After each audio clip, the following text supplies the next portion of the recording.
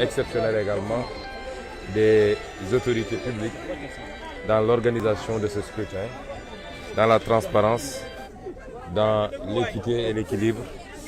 Et nous en appelons personnellement au sens de la responsabilité du ministère en charge de l'organisation des élections, que tout ce qui est prescrit par le code puisse être scrupuleusement respecté, qu'on n'ait pas à nous signaler des cas de tentative de bourrage d'urne ou de trafic, de transport d'électeurs, encore moins de rupture de bulletins de vote dans les bureaux de vote. Il est important que les Sénégalais puissent s'exprimer. Appeler également ces mêmes autorités publiques au respect des résultats qui seront issus du scrutin d'aujourd'hui, parce que nous sommes convaincus que ces résultats seront largement favorables à l'opposition. En appelant à leur sens du fair play et à le sens du dépassement républicain pour l'intérêt et la stabilité de ce pays. En profiter également pour lancer un appel à toute la population sénégalaise à sortir massivement voter. On nous signale qu'à cette heure-ci, le taux de participation au niveau national est encore relativement faible. Je ne sais pas si les chiffres sont bons, mais en venant ici, on m'a parlé d'un chiffre qui tournait autour de 10 à 12%, ce qui serait un taux d'abstention historiquement bas.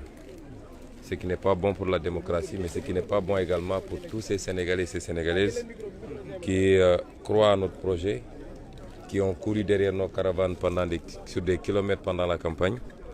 S'ils ne sortent pas voter, tout cela n'aura servi à absolument rien, parce que habituellement, l'électorat du pouvoir, ceux qui bougent parce qu'on a donné de l'argent, ils sortent voter.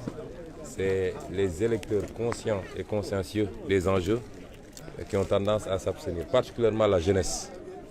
Et nous savons que c'est la jeunesse qui porte notre combat. Nous en profitons pour réitérer cet appel. Moi-même, je suis sorti sous la pluie pour venir voter.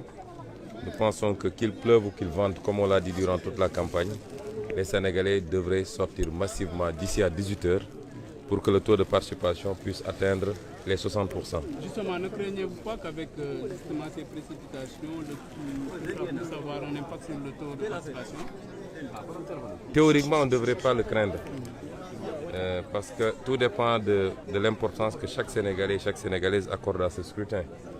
Je crois que chacun d'entre nous vaque à ses occupations malgré la pluie, selon l'importance qu'il accorde aux préoccupations du moment. Il s'agit d'une responsabilité individuelle d'abord. On ne peut pas être dans une situation où on donne l'impression qu'on vote pour quelqu'un ou pour les faveurs de quelqu'un. Moi qui vous parle, je ne suis pas candidat et j'ai battu campagne sur tout le territoire et je suis là pour voter. On ne vote pas pour un candidat, on ne vote pas pour une liste, on vote pour soi-même et par rapport à ses convictions. Et c'est pourquoi je dis que théoriquement, il ne devrait pas avoir à craindre que la pluie, encore qu'il ne pleuve même pas, ça c'est pas des précipitations, que cela puisse occasionner un fort taux d'abstention.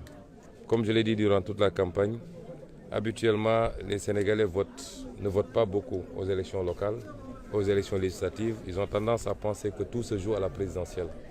Or, l'institution la plus importante, celle qui peut justement réguler la vie démocratique, mais qui peut réguler la gouvernance publique pour éviter toutes les dérives qu'on a connues, c'est l'institution parlementaire.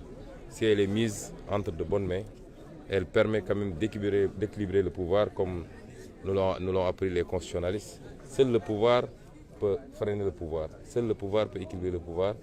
Et c'est pourquoi nous considérons que c'est la plus importante élection qui nous permettrait, premièrement, de pouvoir aller vers une gouvernance concertée.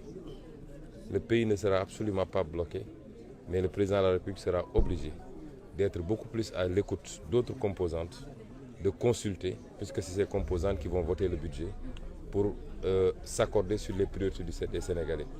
Est-ce que les priorités des Sénégalais, c'est de baisser le coût de la vie? Est-ce que les priorités des Sénégalais, c'est de créer les conditions de l'emploi pour les jeunes, d'améliorer le plateau médical, l'offre en enseignement supérieur et en éducation? Ou est-ce que les priorités des Sénégalais, c'est de construire de beaux stades, de belles autoroutes, alors que les gens ne mangent pas à leur faim?